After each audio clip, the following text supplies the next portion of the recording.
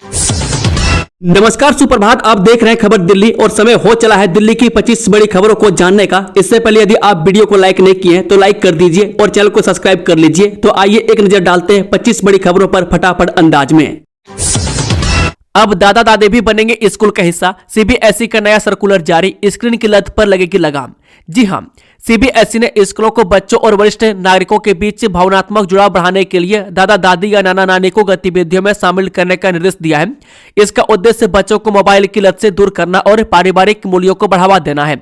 स्कूलों को राष्ट्रीय पर्वों और ग्रैंड पेरेंट्स से वॉकथॉन जैसे कार्यक्रम आयोजित करने को कहा गया है, जिससे बच्चों में बुजुर्गों के प्रति सम्मान और संवेदनशीलता बढ़ेगी। साथ ही बुजुर्गों को भी अकेलापन दूर करने में मदद मिलेगी। बता दें कि यह कदम न केवल पारिवारिक रिश्तों को मजबूत करेगा, बल्कि बच्चों को मोबाइल और डिजिटल उपकरणों की बढ़ती लत से भी दूर करने में मददगार साबित होगा। सीएम रेखा गुप्ता ने जीपी पंत अस्पताल में किया 256 स्लाइस सिटी स्कैन और नई कैथ लैब का उद्घाटन। दिल्ली की मुख्यमंत्री रेखा गुप्ता ने जीपी पंत अस्पताल में 256 स्लाइस स्पेक्ट्रल सिटी स्कैनर, नई कैथ लैब और अत्याधुनिक न्यूरो आईसीयू का उद्घाटन किया। इन सुविधाओं से दिल्ली और अन्य राज्यों के मरीजों को विश्व स्तरीय स्वास्थ्य सेवाएं मिलेंगी। यह उत्तर भारत का पहला सरकारी अस्पताल है जहां ऐसा सिटी स्कैनर लगा है। इसका उद्देश्य राजधानी को एक प्रमुख स्वास्थ्य केंद्र बनाना और गंभीर बीमारियों का त्वरित व सटीक इलाज सुनिश्चित करना है। बाहरी दिल्ली में प्लास्टिक व्यापारी की गोली मारकर हत्या, फिल्मी स्टाइल में सड़क पर दौड़ा दौड़ा कर मारी गोलियां। जी हां, बाहरी दिल्ली के बवाना में एक प्लास्टिक व्यापारी की दिन दहाड़े गोली मारकर हत्या कर दी गई। बाइक सवार 3-4 बदमाशों ने व्यापारी का पीछा कर उसे घेर लिया और नजदीक से गोलियां बरसाई, जिससे उसकी मौके पर ही मौत हो गई। पुलिस ने सबको पोस्टमार्टम के लिए भेज दिया और सीसीटीवी फुटेज खंगाल रही है। हत्या के पीछे आपसी रंजिश या कारोबारी विवाद की आशंका पर जांच जारी है, जिससे इलाके में दहशत है। यमुना खातर में अवैध निर्माण पर एनजीटी सख्त है, एमसीडी डीडीए समेत कई विभागों को भेजा नोटिस। जी हां, एनजीटी ने मजनू का टीला क्षेत्र में यमुना खातर में अवैध निर्माण पर स्वतः संज्ञान लिया है। एक स्थानीय नागरिक के पत्र पर कार्रवाई करते हुए एनजीटी ने इसे पर्यावरणीय मानदंडों का महत्वपूर्ण प्रश्न माना। ट्रिब्यूनल ने एमसीडी, जिला मजिस्ट्रेट, डीडीए और डीपीसीसी को नोटिस जारी किए। जिलाधिकारी को अवैध निर्माणकर्ताओं का विवरण देने और खादर क्षेत्र में निर्माण की पुष्टि करने का निर्देश दिया गया। मामले की अगली सुनवाई 20 अप्रैल को होगी। दिल्ली एयरपोर्ट पर T1 और T3 के बीच एयर साइड ट्रांसफर होगा स्मूथ, अप्रैल तक यात्रियों को मिल सकती है सुविधा। दिल्ली के इंदिरा गांधी अंतर्राष्ट्रीय हवाई अड्डे पर टर्मिनल 1 और टर्मिनल 3 के बीच एयर साइड ट्रांसफर सुविधा जल्द शुरू होगी। डेल ने इसके लिए सुरक्षा नियामकों से अनुमति मांगी है।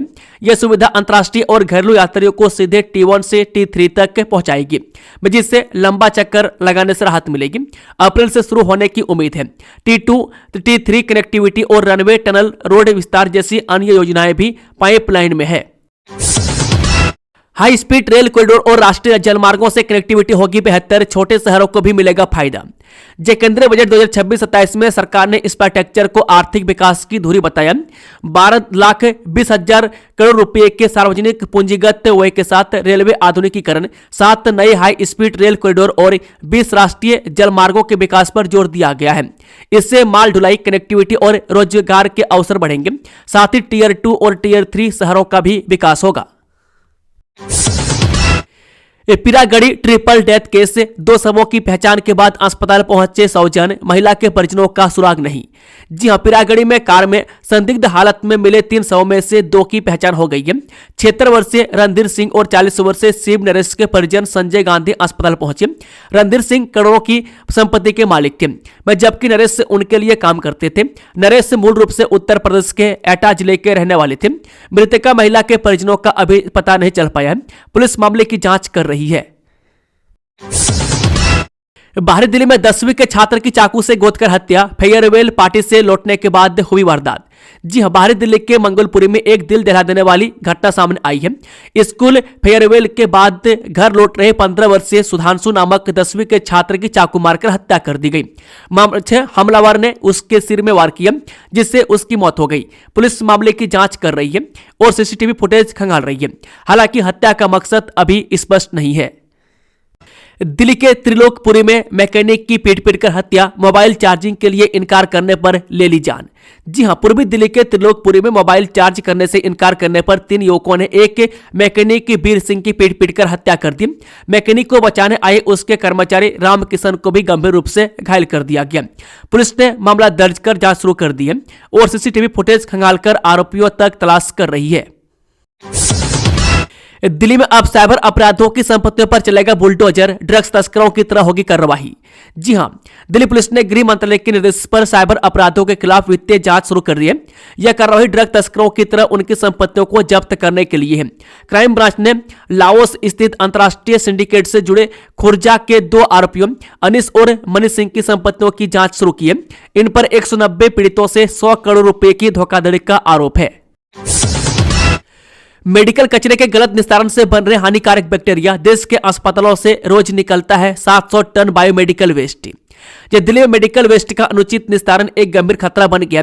घरों और छोटे स्वास्थ्य केंद्रों से निकलने वाली बची हुई या एक्सपायर दवाएं भूजल और यमुना को प्रदूषित कर रही है, जिससे एंटी माइक्रोबियल रेजिस्टेंस यानी कि MAR का जोखिम बढ़ रहा है। राजधानी में प्रतिदिन 74 टन बायोमेडिकल वेस्ट उत्पन्न होता है, जबकि निस्तारण क्षमता केवल 70 टन है। सरकार नए संयंत्र लगाने की योजना बना रही है, लेकिन जन जागरूकता और नियमों का पालन आवश्यक है। दिल्ली में 6 डिजिटल वायु गुणवत्ता निगरानी केंद्रों का शुभ आरंभ, सीएम रेखा गुप्ता ने रवाना किए वायु रक्षक वाहन। जी, दिल्ली सचिवालय में मुख्यमंत्री रेखा गुप्ता ने 6 डिजिटल वायु गुणवत्ता निगरानी केंद्रों का उद्घाटन किया। इस अवसर पर वायु रक्षक वाहनों को भी हरी झंडी दिखाई गई। इन केंद्रों और वाहनों का उद्देश्य राजधानी में वायु प्रदूषण की वास्तविक समय में निगरानी करना, स्रोतों की पहचान करना और प्रभावी नियंत्रण सुनिश्चित करना है। पर्यावरण मंत्री मनजिंदर सिंह सिरसा ने कहा कि यह पहल दिल्ली को स्वच्छ हवा प्रदान करने की सरकार की प्रतिबद्धता दर्शाती है। दिल्ली में एक रात के लिए 5 लाख में बिक रहा hotel room, India AI impact summit से आसमान पर होटलों के दाम। जी हां, दिल्ली में आगामी इंडिया AI इंपैक्ट समिट 2026 के कारण होटलों के दाम आसमान छू रहे हैं। 5 सितारा होटलों के कमरे 5 लाख रुपये प्रति रात तक पहुंच गए, क्योंकि यह वैश्विक AI शिखर सम्मेलन 16 से 20 फरवरी को भारत मंडपम में आयोजित होगा। इसमें 100 से अधिक देशों के प्रतिनिधि और AI विशेषज्ञ शामिल होंगे, जिससे होटल उद्योग को बड़ा फायदा मिल रहा है। हालांकि आम यात्रियों के लिए ठहरना महंगा हो गया है। एम्स दिल्ली बना दुनिया का 6ठा सर्वश्रेष्ठ अस्पताल, ब्रांड फाइनेंस से 2026 की वैश्विक रैंकिंग में मिली उपलब्धि। जी हां, ब्रांड फाइनेंस की 2026 ग्लोबल टॉप हॉस्पिटल से रैंकिंग में एम्स से दिल्ली को दुनिया का 6ठा सबसे मजबूत अस्पताल ब्रांड घोषित किया गया। इसने जॉन्स हॉकिंस और ऑक्सफोर्ड जैसे वैश्विक संस्थानों को पीछे छोड़ा। यह ranking clinical care, research, medical education और प्रतिष्ठा सहित 30 से अधिक मानकों पर आधारित है। एम्स ने 79.9 का ब्रांड स्ट्रेंथ इंडेक्स हासिल किया, जो इसकी वैश्विक पहचान दर्शाता है। दिल्ली खालिस्तान बन जाएगा, 9 स्कूलों को बम से उड़ाने की धमकी, मौके पर बम स्क्वाड की टीम। दिल्ली में सोमवार सुबह 9 नामी स्कूलों को बम से उड़ाने की धमकी मिली, जिससे हड़कंप मच गया। सुबह 8:30 बजे से 9 बजे के बीच मिली इन धमकियों के बाद स्कूल प्रशासन ने तुरंत पुलिस को सूचित किया। छात्रों को सुरक्षित स्थानों पर ले जाया गया और कुछ स्कूलों में छुट्टी घोषित कर दी गई। हालांकि तलाशी के दौरान कोई विस्फोटक नहीं मिला। पुलिस मामले की गहन जांच कर रही है और इसे फर्जी कॉल मानकर भी गंभीरता से ले रही है। स्टॉक मार्केट धोखाधड़ी, दिल्ली में 42,50,000 की ठगी में 3 गिरफ्तार, चीनी कनेक्शन का खुलासा। दिल्ली क्राइम ब्रांच ने स्टॉक मार्केट में निवेश के नाम पर 42,50,000 रुपए की धोखाधड़ी के आरोप में 3 लोगों को गिरफ्तार किया है। ये आरोपी एक अंतर्राष्ट्रीय साइबर फाइनेंशियल रैकेट से जुड़े थे, जिसमें चीनी हैंडलर भी शामिल थे। उन्होंने गरीब युवाओं के नाम पर बैंक खाते खुलवाकर ठगी की रकम ट्रांसफर की और क्रिप्टो करेंसी में भी लेन देन किया। पुलिस ने शिकायत के बाद जांच कर आरोपियों को पकड़ा है। जनकपुरी हादसे के बाद न्याय की मांग, दिल्ली जल बोर्ड की लापरवाही पर फूटा गुस्सा, निकाला कैंडल मार्च। जनकपुरी में हुए दर्दनाक हादसे के बाद स्थानीय लोगों ने कमल ध्यानी के लिए न्याय की मांग करते हुए विशाल कैंडल मार्च निकाला। दिल्ली जल बोर्ड की लापरवाही के खिलाफ यह प्रदर्शन कैलाशपुरी चौक से कमल के घर तक 2 किलोमीटर चला। सैकड़ों क्षेत्रवासियों ने कमल को न्याय दो के नारे लगाए। पुलिस सुरक्षा में हुए इस मार्च में सरकारी तंत्र की उदासीनता पर सवाल उठाए गए, जबकि मृतक का परिवार अस्थियां विसर्जित करने हरिद्वार गया था। दिल्ली में कैंसर के खिलाफ एकजुटता, पदयात्रा में 6000 लोग शामिल, बढ़ाए मरीजों का हौसला। नई दिल्ली के जवाहरलाल नेहरू स्टेडियम में कैनस स्पोर्ट द्वारा 19वीं वॉक फॉर लाइफ पदयात्रा आयोजित की गई। कैंसर के प्रति जागरूकता बढ़ाने और पीड़ितों के साथ एकजुटता दिखाने के लिए दिल्ली एनसीआर से लगभग 6000 लोग शामिल हुए। इसमें कैंसर से जंग जीत चुके लोग, चिकित्सक और छात्र भी थे। आयोजकों ने समय पर जांच और बेहतर जीवन का संदेश दिया। मैकेनस स्पोर्ट 7 राज्यों में गंभीर मरीजों को मुफ्त उपशामक देखभाल प्रदान करती है। सीएम रेखा गुप्ता ने शालीमार बाग में 250 करोड़ के विकास कार्यों का रिपोर्ट कार्ड पेश किया। जी, मुख्यमंत्री रेखा गुप्ता ने दिल्ली में भाजपा सरकार के 1 वर्ष पूरे होने पर पीतमपुरा में विकास कार्यों का रिपोर्ट कार्ड पेश किया। उन्होंने बताया कि शालीमार बाग विधानसभा में लगभग 250 करोड़ रुपए के कार्य पूरे हुए हैं, जबकि हजारों करोड़ की बड़ी परियोजनाएं भी चल रही हैं। इनमें डिस्ट्रिक्ट पार्क का पुनर्विकास, मुनक नहर पर एलिवेटेड सड़क और कई जन सुविधाएं शामिल हैं। मुख्यमंत्री ने दिल्ली को आधुनिक और पर्यावरण अनुकूल भविष्य की ओर बढ़ाने की बात कही। प्रत्येक लोकसभा क्षेत्र में होगी सीएम रेखा गुप्ता की रैली, 1 साल की उपलब्धियों को लोगों तक पहुंचाने की तैयारी। जब दिल्ली भाजपा सरकार अपनी 1 साल की उपलब्धियों को जनता तक पहुंचाने के लिए कई कार्यक्रम आयोजित कर रही है। मुख्यमंत्री रेखा गुप्ता 21 फरवरी को रिपोर्ट कार्ड पेश करेंगे। इस दौरान 500 इलेक्ट्रिक बसों का शुभारंभ हुआ है और लाडली योजना के लाभार्थियों के लिए केंद्रीय गृह मंत्री अमित शाह की उपस्थिति में कार्यक्रम होगा। मुख्यमंत्री सभी 7 लोकसभा क्षेत्रों में रैलियां भी करेंगे। साथ ही कई नई योजनाओं का उद्घाटन भी किया जाएगा। मिड डे मील में खामी मिलने पर एजेंसी प्रतिबंधित होगी। नगर निगम मिड डे मील में खामियां मिलने पर इसकी आपूर्ति करने वाली एजेंसियों पर सख्त कार्रवाई की तैयारी कर रहा है। अब इन एजेंसियों पर प्रतिबंध लगाया जाएगा। इस संबंध में निगम की शिक्षा समिति के उपाध्यक्ष अमित खड़ी ने बताया कि कई एजेंसियों की किचन में निरीक्षण के दौरान खामियां मिली है। एजेंसियों को नोटिस जारी किए गए हैं। अब इन पर और सख्त कार्रवाई का प्रतिबंध लगाया जाएगा, जिससे यह भविष्य में निगम के साथ कार्य न कर सके। निगम की टीमों को मिड डे मील का कार्य करने वाली एजेंसियों की किचन और गोदामों की लगातार निगरानी करने के निर्देश दिए गए हैं। कुलदीप सेंगर की याचिका पर 3 महीने में फैसला दे दिल्ली हाईकोर्ट ने सुप्रीम कोर्ट का आदेश। जी हां, यूपी के उन्नाव रेप पीड़िता के पिता की हिरासत के मौत के मामले में सुप्रीम कोर्ट ने सोमवार को दिल्ली हाईकोर्ट को कुलदीप सिंह सेंगर की अपील की सुनवाई तेजी से करने का आदेश दिया है। साथ ही कोर्ट ने कहा है कि हाईकोर्ट 3 महीने के अंदर निर्णय सुनाए और मामले की सभी परिस्थितियों को ध्यान में रखें। सुप्रीम कोर्ट ने मौखिक रूप से कहा है कि अजमल कसाब, जिसने इस देश की संप्रभुता पर बेरहमी से हमला किया था, को भी फेयर ट्रायल दिया गया था। वह साथ ही हाईकोर्ट से कहा गया है कि वह उत्तर प्रदेश के पूर्व विधायक कुलदीप सिंह सेंगर की अपील पर आउट ऑफ टर्न सुनवाई करें, जिसमें उन्नाव रेप पीड़िता के पिता की हिरासत में मौत से जुड़े मामले में उनकी सजा और 10 साल की सजा को चुनौती दी गई है। दिल्ली सरकार का बजट अलर्ट, 9 महीने में 50% फंड नहीं हो सका खर्च। दिल्ली की सत्ता में 27 साल बाद वापसी के बाद बीजेपी सरकार अपने कार्यकाल का 1 साल पूरा करने जा रही है। इसके साथ ही विधानसभा में रेखा सरकार दूसरी बार दिल्ली का बजट पेश करने की तैयारी में है। वहीं गत वर्ष दिल्ली सरकार के खजाने में आवंटित बजट का एक बड़ा हिस्सा अभी भी बिना खर्च हुए पड़ा है। वित्तीय वर्ष 2025-26 की समाप्ति की ओर बढ़ते कदमों के बीच सरकार ने अब अपने विभागों पर सख्ती बढ़ा दी है।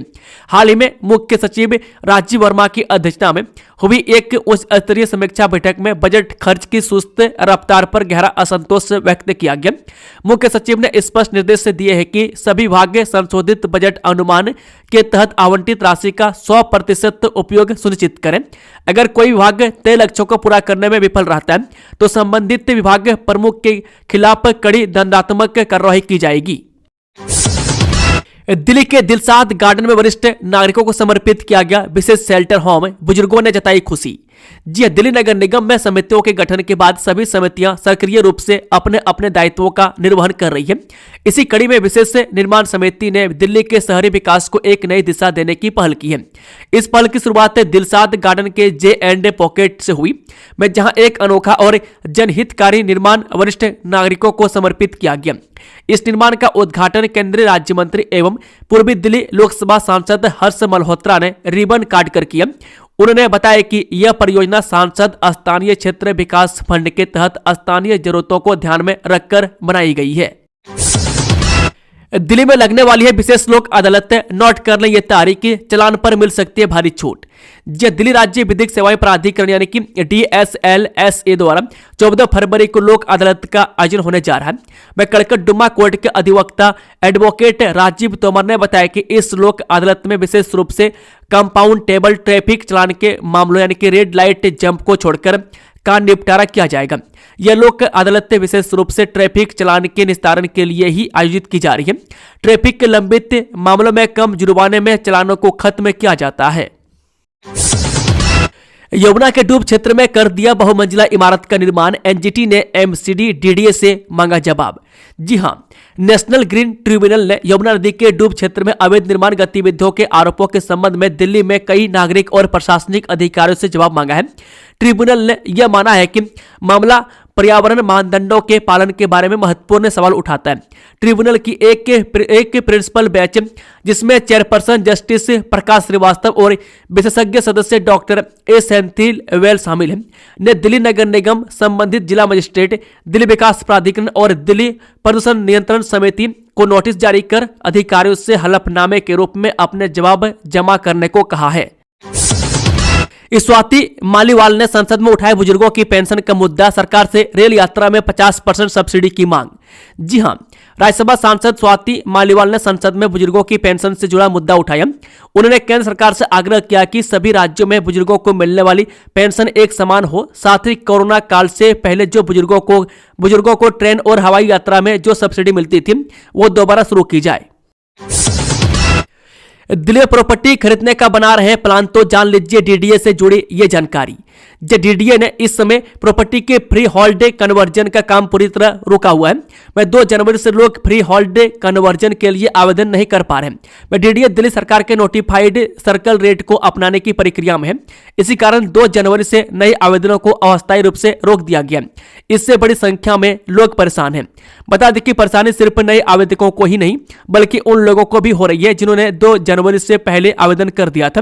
मैं DDA के लैंड डिस्पोजल डिपार्टमेंट ने 9 जनवरी को एक सर्कुलर जारी कर जानकारी दी थी कि DDA ने दिल्ली सरकार के नोटिफाइड सर्कुलर रेट को अपनाने का फैसला किया है। यह फैसला 2 जनवरी 2026 से लागू माना जाएगा। बस में मच्छर भगाने वाली अगरबत्ती जलाकर सोया कंडक्टर, आग का गोला बना वाहन, जिंदा जलकर हुई मौत। देखें तस्वीरें। दिल्ली के विकासपुरी इलाके में एक दर्दनाक हादसा हुआ जहां एक बस आग का गोला बन गई। इस हादसे में बस कंडक्टर की जान चली गई। बस के अंदर आग लगने के कारण कंडक्टर की जिंदा जलकर मौत हो गई। मैं घटना देर रात की है। मैं जब बस का कंडक्टर, जिसकी पहचान 25 साल के सुनील के रूप में हुई है, वह बस के अंदर रात को सोया हुआ था। अंदर ही उसने मच्छर भगाने वाली अगरबत्ती जलाई थी। ऐसे में संभावना जताई जा रही है कि इस अगरबत्ती से आग लगी होगी। जनकपुरी जाओगे तो जाम में फंसना तय। दिल्ली जल बोर्ड खोद रही है सड़क, इन रास्तों का करें इस्तेमाल। राजधानी दिल्ली में जनकपुरी से गुजरने वाली सड़क पर गाड़ियों की रफ्तार पर कुछ समय के लिए थम सकती है। दिल्ली ट्रैफिक पुलिस ने जनकपुरी प्रो जोगिंदर सिंह मार्ग से गुजरने वाली गाड़ियों के लिए ट्रैफिक एडवाइजरी जारी की है। दरअसल जनकपुरी प्रो जोगिंदर सिंह मार्ग पर DJB की ओर से चलाए जा रहे खुदाई के काम को देखते हुए एडवाइजरी जारी की है। नजफगढ़ रोड या आउटर रिंग रोड से C2B जनकपुरी की ओर आने वाले वाहनों को इन वैकल्पिक रास्तों का उपयोग करने की सलाह दी जाती है। जाम और असुविधा से बचने के लिए पंख रोड वया लाल शाही मार्ग, जेल रोड वया लाल शाही मार्ग, धर्म मार्ग वया लाल शाही मार्ग होते हुए अपनी यात्रा पूरी कर सकते हैं। गुर्जरों में नई पीढ़ी को जोड़ों से जोड़ती गवाले जिमाने की परंपरा, जाने क्या होता है जिमाना। जी हाँ, तेजी से शहरी होते हुए समाज और बदलती जीवन शैली के बीच भी कुछ परंपराएं ऐसी हैं जो समय के साथ कमजोर नहीं पड़ी बल्कि आस्था के सहारे और मजबूत हुई है। गुर्जर समाज में प्रचलित गवाले जिमाने की परंपरा ऐसी है जो आज भी पूरी श्रद्धा और विधि विधान के साथ निभाई जा रही है। दिल्ली बनेंगी इलेक्ट्रिक बस कैपिटल, अगले 3 साल में 100% इलेक्ट्रिक होगा सरकारी बसों का बेड़ा। मुख्यमंत्री रेखा गुप्ता का बड़ा ऐलान। जी हां, मुख्यमंत्री रेखा गुप्ता ने घोषणा की है कि दिल्ली जल्द ही देश में सबसे अधिक इलेक्ट्रिक बसों वाला राज्य बनेगा। 500 नई इलेक्ट्रिक व्हीकल बसों की शुरुआत के साथ राजधानी में प्रदूषण मुक्त परिवहन को बढ़ावा दिया जा रहा है। सरकार का लक्ष्य 2026 तक बसों की संख्या 7700 और 2028 तक 11,000 करना है, जिनमें अधिकांश इलेक्ट्रिक बसें होंगी। इसके साथ ही चार्जिंग स्टेशन, नए बस डिपो और मेट्रो और लास्ट माइल कनेक्टिविटी को भी तेजी से मजबूत किया जा रहा है। 20 फरवरी तक फीस नियम समिति बनाने का दबाव न डालें दिल्ली सरकार, हाईकोर्ट का आदेश। दिल्ली हाईकोर्ट ने सोमवार को निजी स्कूलों के लिए स्कूल लेवल फीस नियम समिति यानी कि SLFRC बनाने की दिल्ली सरकार की तय 10 फरवरी की डेडलाइन 20 फरवरी तक बढ़ा दी है। मुख्य न्यायाधीश देवेंद्र कुमार उपाध्याय और न्यायमूर्ति तेजस कारिया की पीठ ने स्कूलों के कई एसोसिएशन की उन याचिकाओं पर दिल्ली सरकार को नोटिस जारी किया, जिनमें 10 दिनों के अंदर समिति बनाने के 1 फरवरी अधिसूचना को चुनौती दी गई थी। दिल्ली में तकनीक से थमेगा प्रदूषण, लॉन्च किए 6 मॉनिटरिंग सिस्टम, जाने कहां लगाई गई।